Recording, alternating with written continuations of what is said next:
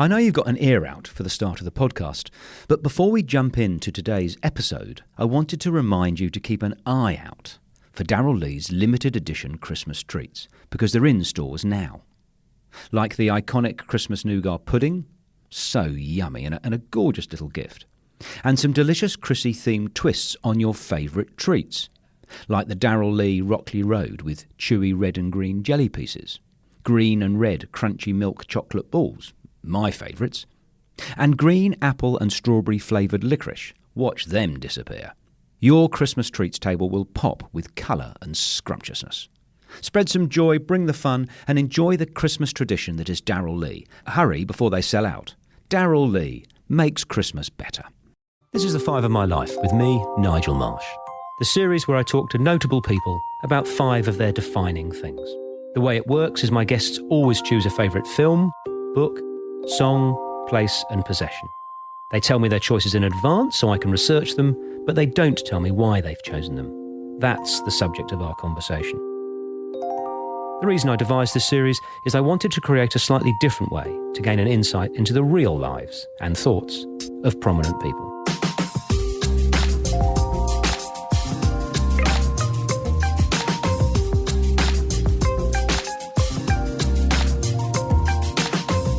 Having spent the bulk of my career working with leading brands, it was enormously exciting for me to sit down with the creative genius that is Dare Jennings. And what a delight to discover he is every bit as charming, engaging and inspiring as his work had led me to hope he would be. So Dare, welcome to 5 of My Life, but more importantly, mate, welcome to the exclusive Sixer Club. That's the group of people who we invite on because other of our guests say they really want to hear their 5, and you were chosen by Remo. Remo is an old mate. I've known him. Wow, I chased him down in New York when he was living in New York, and he had a law degree. But he was a great very strange illustrator. Someone introduced me, and I was in New York. I found him sitting, on the corner of Broadway and something, and we've sort of been friends ever since. When he came home again, in fact, I'm the godfather of his daughter. I've done an incredible job because she's hugely successful. and of course I haven't done a damn thing. I'm a complete failure as a godparent.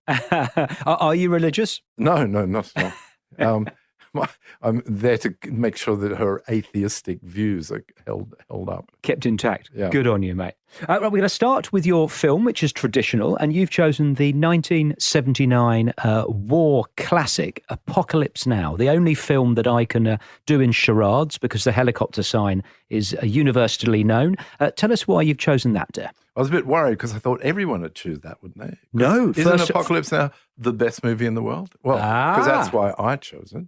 Well, no, look, there's a whole raft of reasons why I've picked it. First of all, it was made in the late 70s, and the embers in Vietnam were still smoking at that point. And I was at university in the late 60s, and we were drafted. Like the draft existed in Australia. You were personally drafted? No, I wasn't, but I could have been. Right. And, there was a draft, and most of those people who ended up in the army through conscription ended up in Vietnam. When you consider 3 million people died in Vietnam, so it was no joke. I wasn't called up. There was a ballot where they took marbles out of a box, and if your birthday was on that, you got called up. Terrifying. Terrifying indeed. If you're a tough guy, you refused to register. That meant you were immediately a criminal. If you're a less of a tough guy, you wait and saw if your name came up, and then you could sort of resist. But lucky for me, I didn't have to bother with that. So anyway, in the late 70s, this movie comes out, and it's an extraordinary movie. I just was speaking to, James Valentine, who we were just talking about. He and his son just watched it the other day, his 19-year-old son who's doing media of some kind. And he said, it's incredible because everything in that is real. There is no CGI. There's no blue screen. There's no anything. They built the buildings and blew them up. So everything is in the camera. And when you consider it from that point of view, it's an amazing movie. The movie itself is based on Heart of Darkness by Joseph Conrad, so the story arc is the same. So it's a big idea. But when I started MAMBO in the 80s, we took Apocalypse Now as our sort of sacred movie, and it shows up in all manner of different ways through all the great expressions that come out of Apocalypse Now. weaved their way into the products and the advertising. I remember we had a sponsored a surfer who was a really nice guy, but he wasn't very flamboyant or anything. So we created this whole advertising campaign where it sort of morphed into Apocalypse Now, and he crossed over into the northern beaches and was followed by people who, listened to whatever crazy idea he had, and there was all of that. But the whole idea of the warrior poet, that was important to us. We kept on, we were blokey but intelligent blokes, so. That was, all of these lines that just kept on coming out of Apocalypse Now. There's the famous ones, Charlie Don't Surf, and I can love the smell of napalm in the morning. But there were many other ones as well. And then I used to know all these other people who they were complete nerds for the film, and they would sit around discussing. There's a scene where a young Harrison Ford is an officer to the general, and they're describing what Willard's got to do. And there's a point where he's describing it, and he goes into a half cough. He goes, "Your mission, if you choose." These guys are sitting around doing the half cough. That's how obsessed they were with the wonder of Apocalypse Now. It's like the Monty Python and the Parrot sketch. Yeah, people would sit around doing that ad nauseum because that was like what it was all about. And to tell us about yourself politically at Sydney Uni. Were you a firebrand or? I was certainly. I was going to say we're all left wing. No, we weren't all left wing, but we were all out there demonstrating. And again, I can't stress enough how it was no joke. We were getting drafted. The Vietnam War was real. People were getting killed, and so we resisted that. But it was at the same era as the Weathermen and student resistance all over the world, and it was a big thing. And I came out of all of that. That was very much what I was. Later on, when I ended up with a printing factory, I had it was a real industry, employing about 50, 60 people.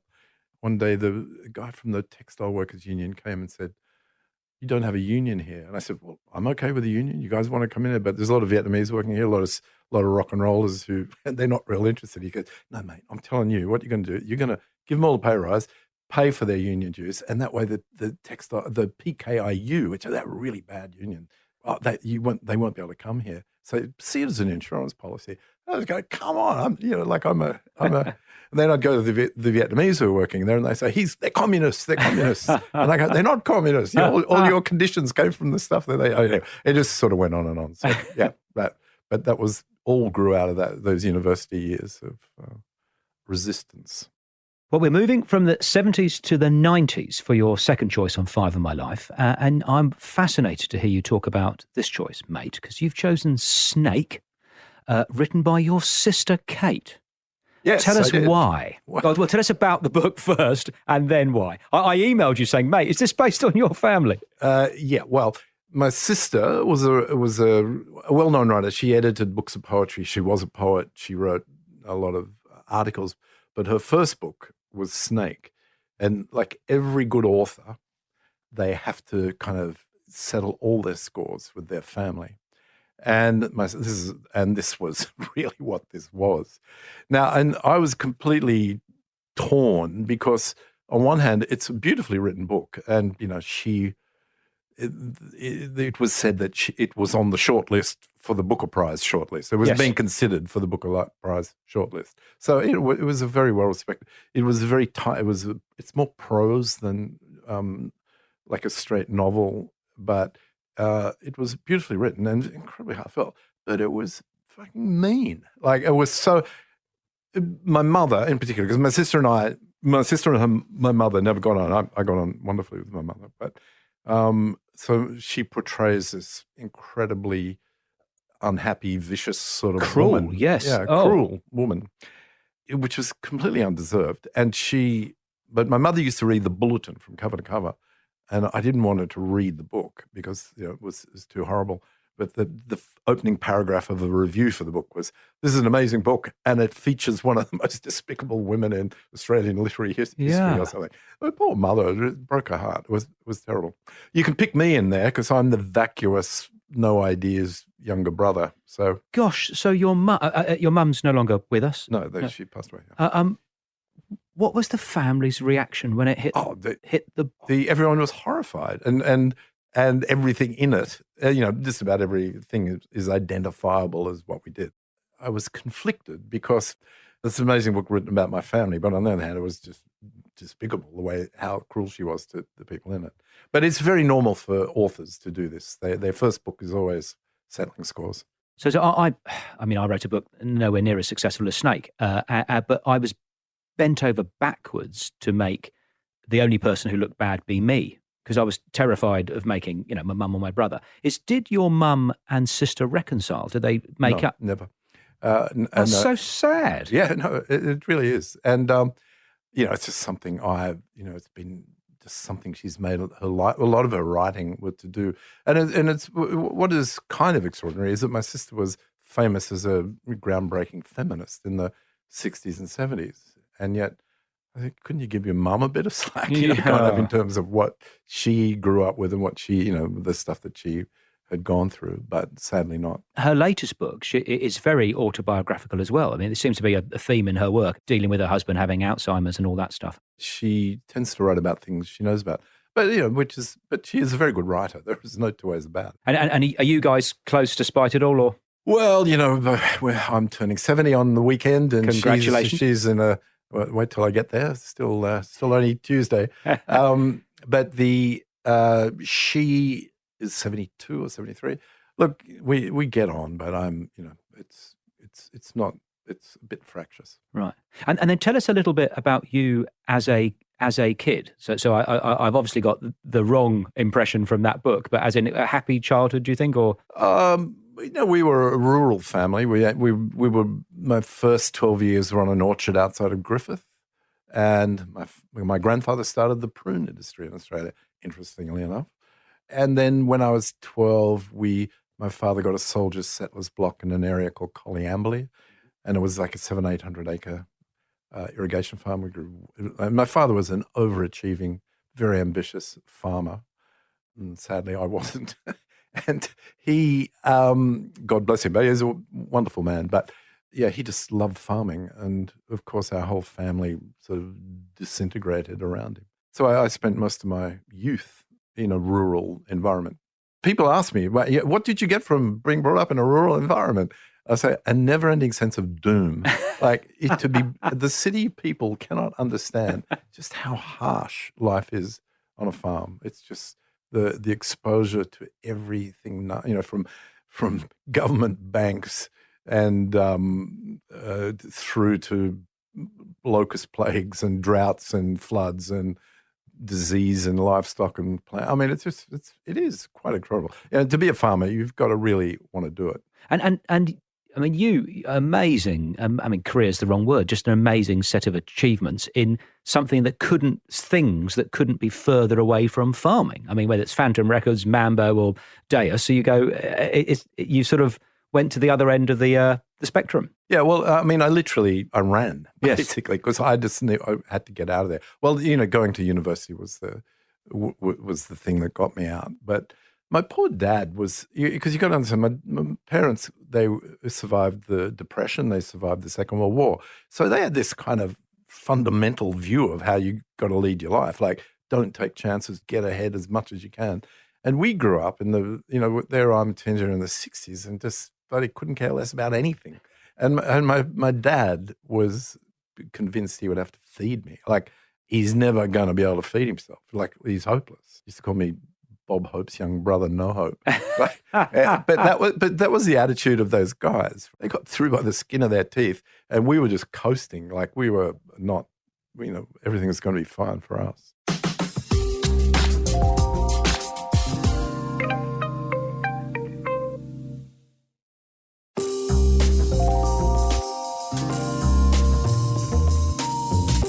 So we're going to go to the 70s for your third choice, and I think this might be the perfect link from what you've just said in terms of lust for life and baby being potentially on the edge and irresponsible. You've chosen New Race by Radio Birdman.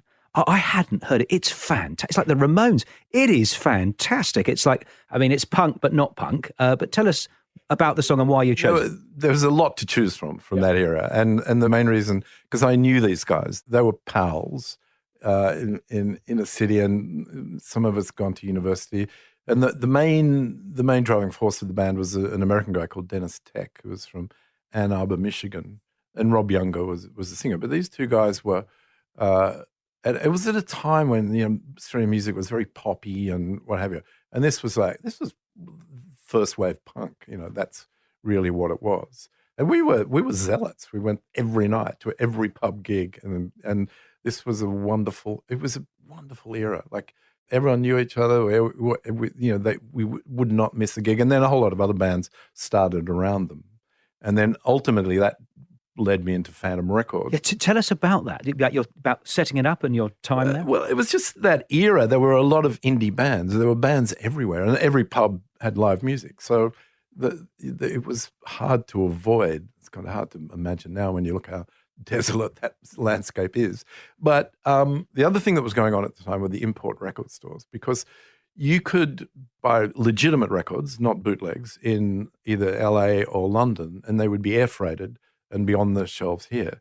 The record industry here was run by some big conglomerates, and they weren't interested in releasing many records because there was too much stock and too much, cutting costs. So we could bring records in. And, I remember particularly the Dire Straits album came out, and Festival or whoever it was wasn't going to release it. And we could sell boxes of it. So they started to sue us because because technically we're wrong, because the records were coming from outside the copyright territory, but they were legitimate records. And so this whole thing went on about, all these kind of scruffy people getting sued by these record companies. Funny when you think about it now. It wasn't very funny at the time. But so there was a big energy there, like all of this, the music scene, the live music scene, the local bands, everything was going on. The picture you paint of that scene is wonderful, but you must have a entrepreneurial business bent to go, I'm going to get in to actually set up a record company. I mean, it's one thing going to the gigs. It's another thing signing bands. Yeah, well, here's the thing, Nigel. It's actually not that hard. Right. Like, literally, a band. Have you got a recording? Yeah, we recorded something in the rehearsal studios there. You take that, you took it to Festival Records, who would make a demo or like a test pressing of it. Yeah. You go, yeah, that's good. Like, can you make us 200 of them? Then you'd make a cover at the printing place, and then you put the record in the cover, and you got a record company.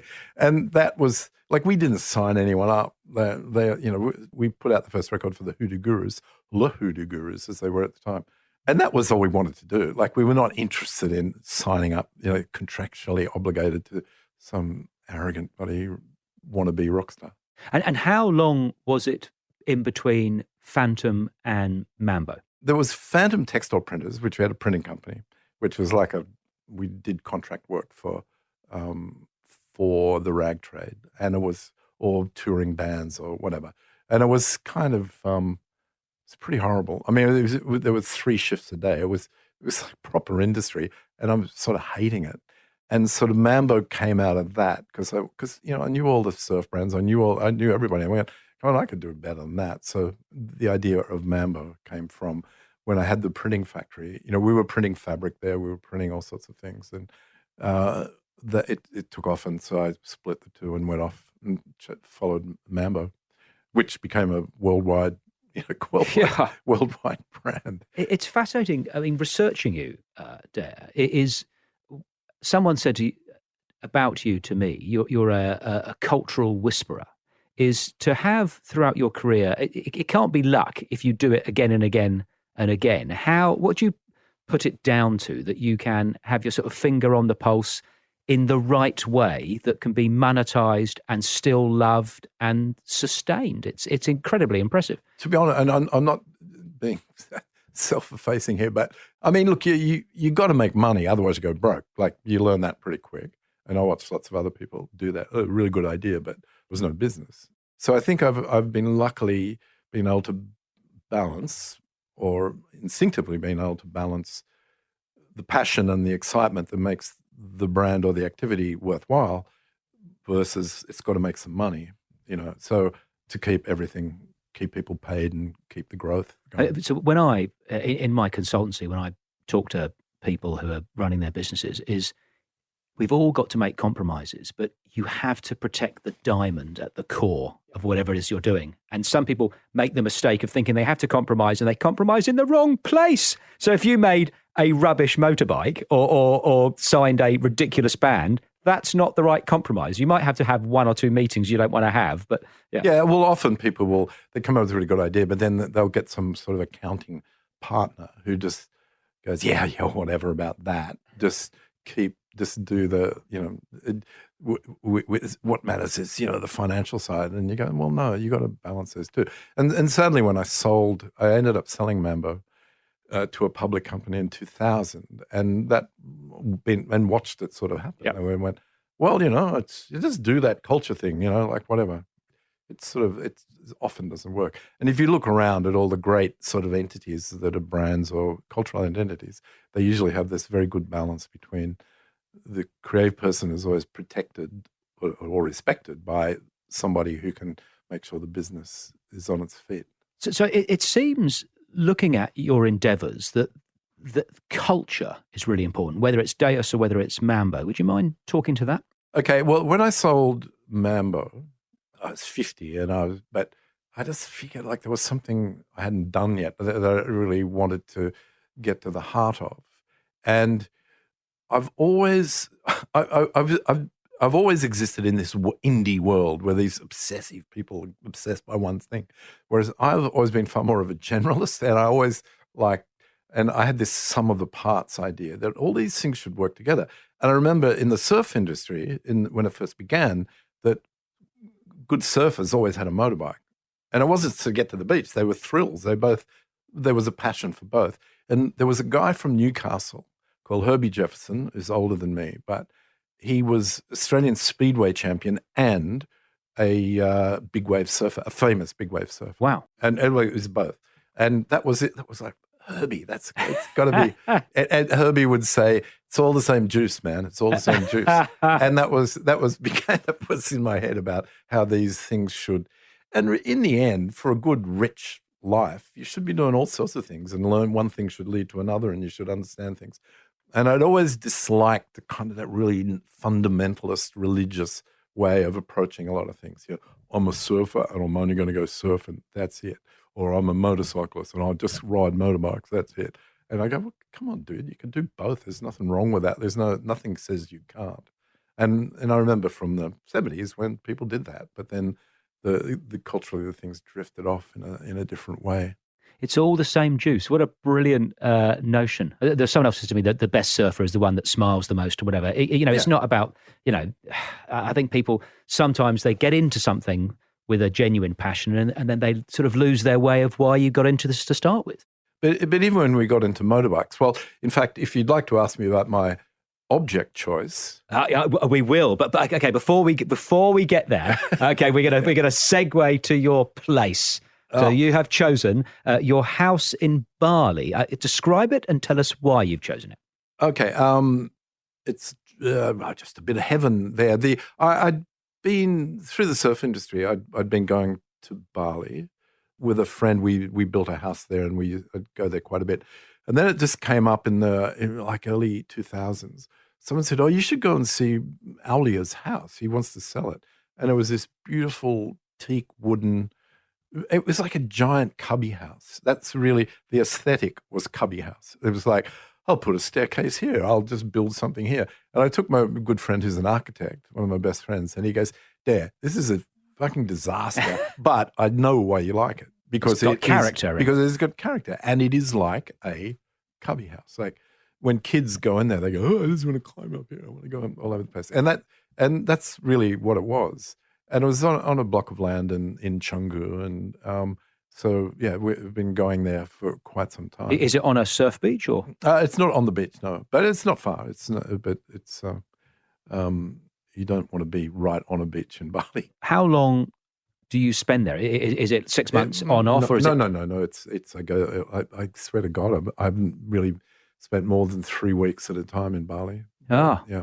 But then again, I sort of did my procreating late in life, and I had my first child when I was 52, and then I had a daughter as well after that. But once you've got kids, they're going to school, and everything changes at that point. But I was happy to do that.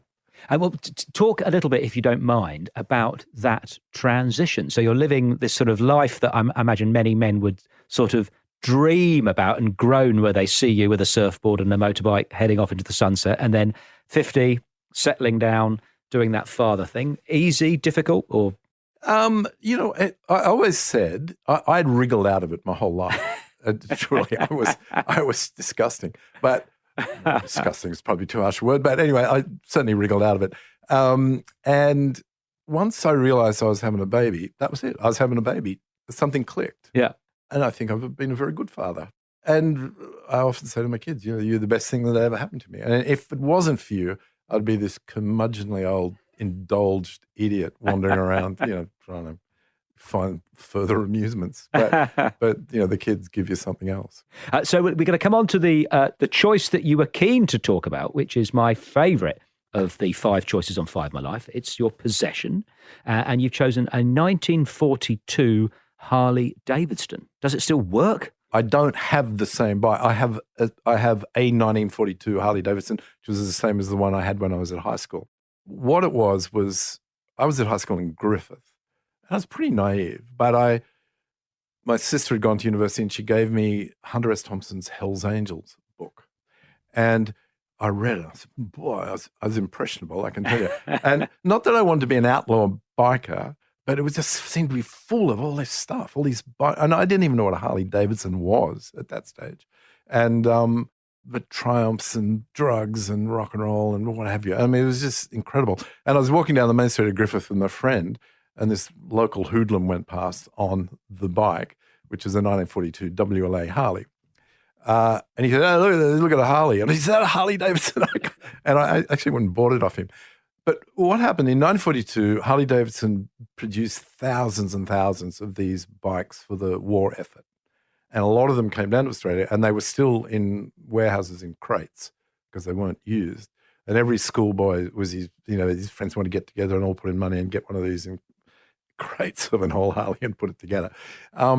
It's a miracle I'm here because they are truly the most terrible motorbike. Right, dangerous. The word ergonomics was not invented at that stage. They have a foot clutch and a hand gear shift, and they have a rigid rear frame, and they just bounce around like. My mother had an expression that Jeeps, from the Second World War, that Jeeps killed more than the Japanese. And I think what would have killed even more people were these Harleys, because they were. But in the end, you take to them, and it's a skill you've got to learn to ride them. They're not easy things to ride. And I had one I rode it to university, and I had it for a long time. And then more recently, I bought a couple through Deus, so I can still kick them over, ride them around. And is that how you get around most often, or are you a bus rider? I mean, do you? No. I have my 1942 Harley. I also have a new BMW GS 1200, and I ride that all the time. That's my main form of transport. But that bike, though, gave me my first passion for motorbikes. And even when I started MAMBO, which was essentially a surf-oriented brand, that was the whole idea for Deus, was that I would bring this world of motorcycles, and not to mention bicycles and everything. I mean, we literally live by this idea of the sum of the parts was the most important thing in your life. It's just an incredible life to research. Now, someone told me that you called it Deus Ex Machina because you always wanted to have a company with sex in the title. Is that, which is fab. I hope that's true. Well, yeah, sadly not. I mean, it was just purely by coincidence. I remember when I wrote it up, I went, oh my God, it's a sex machine. That was a bit gratuitous. No, it was because it's Latin for God is from the machine. Yeah. And I just love this idea of how, the respect for the machine and the passion and the purity that comes out of things. That was really what it was. Though oddly enough, we'd got a lot of Christians coming and say, is this a Christian company? I go, no. We'd say, any God, any machine is fine with us. So apart from planning your party, what is keeping you busy now, and what does the future hold? Well, Deus is still I still have a lot of reasons why I want Deus to be successful. And, this pandemic has not been helpful, but, our French partners are building something in Bordeaux. There's a place just opened in Ibiza. We've just opened an incredible place in Korea, in Seoul, through our partners there. It's a beautiful building. Our Japanese partners have opened something. So there's a lot of things going on, and this idea is still working well. And I think the good thing, and like to say I figured this out, but it's more good luck than good management, is that Deus is a lot of things that come together. If we were just some guys with a garage making a few motorbikes, we would have got sick of it by now and walked away. But this thing keeps feeding on itself, and the ideas keep coming, and the people that want to be involved keep coming. So it gets, keeps very interesting. So before I get to my last traditional question, I just want to ask, what, if any, other brand do you sort of admire? I'm a huge fan of Paul Smith. He's a great guy, loves what he does, loves his bicycles, loves motorbikes, but he's also very fashionable, and a strong sense of humor runs through everything that he does. So to me, that's like the essence. I hate the things that take themselves way too seriously.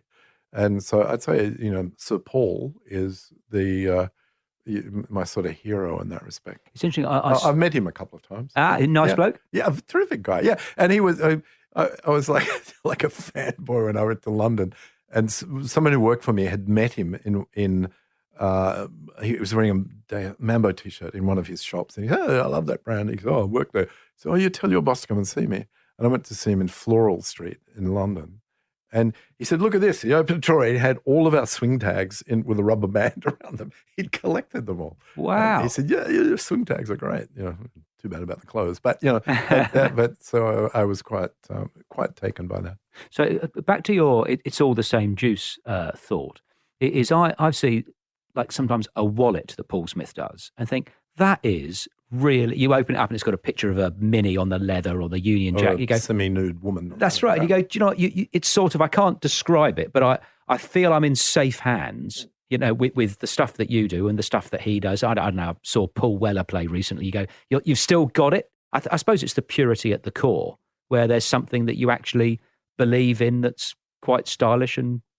Yeah, well, with the Paul Smith things, you look at it and you go, somebody cares about that. Yes. Like somebody, they haven't just knocked it out. It's this year's fashion is, and that's what I've tried to do with all the brands is keep to the things that we know about and that we care about. And the minute you become like a standard rag trade brand and go, this year's look is Guatemalan fabric, so everything's got to be that. You know? And I've tried very hard not to do that. So I've spent 2 decades in the marketing industry, and what sometimes people misunderstand is you are allowed to lead. You haven't got to follow consumer trends. You can actually, if you've got a bit of style and oomph about you, set them. But the accountant will come and go, "Oh, it'd be safer if you just," everyone seems to want that. So you better why don't you just make that? Yeah. And you go, well, if we did that, we'd just be one of the pack doing the same thing. So that's why we try not to do that. Well, mate, you're looking very well on it. I'm going to have to come to my 6th traditional question. So Remo chose you, for which I'm very, very grateful. Who would you like to hear on 5 of My Life next, and why? My good friend Greg Pickover, H.G. Nelson. H.G. Nelson. We will get him on. Why would you like to hear him? Because he's just a force of nature, like an extraordinary person. And he and John Doyle, Roy Slavin have done, they've been doing their Bludgeoning on the Blind Side. And they're still there. They're all in their 70s. They're old men now, but they are still just as funny as they were the day that they started, whenever, 30-something years ago. And they still love things. They're still passionate about everything. They only talk about stuff that they want to talk about. They're not, nobody tells them what to do. They just do what they want to do. And I just find them, and I'm very blessed that HG is a very good friend. I go and have coffee with him, and I have my own little Roy and HG sitting on a coffee shop, and he's just the most curious mind. He has this extraordinary curiosity about everything. When I hear him, one of the charming things is he sounds like he's enjoying himself, which is very appealing. Oh, they do. When they're laughing, they're laughing. That's right. It's not forced DJ really, laugh. Yeah, really funny. Yeah, there's not, and I think, I mean, I love it, and we're so black. Just this, the Bludging on the Blind Side has come back on. It's 2 hours on a midday on Saturday, and it's hilarious. It just and they taught me something really good in the original days, that they take the piss out of things, but only because they like those things. Like if someone's just a smart ass who's making fun of something I don't really understand, that's not very funny. Whereas someone who cares about something and the jokes that they make are knowledgeable, then I think that elevates the humour a lot. Dare Jennings, it's been fabulous to hear you discuss your choices on Five My Life. Thank you so much for coming in. Oh, it's an absolute pleasure. The Five of My Life was presented by me, Nigel Marsh. Producer, Alex Mitchell. Sound production and theme music by Darcy Thompson and Matt Nicholish.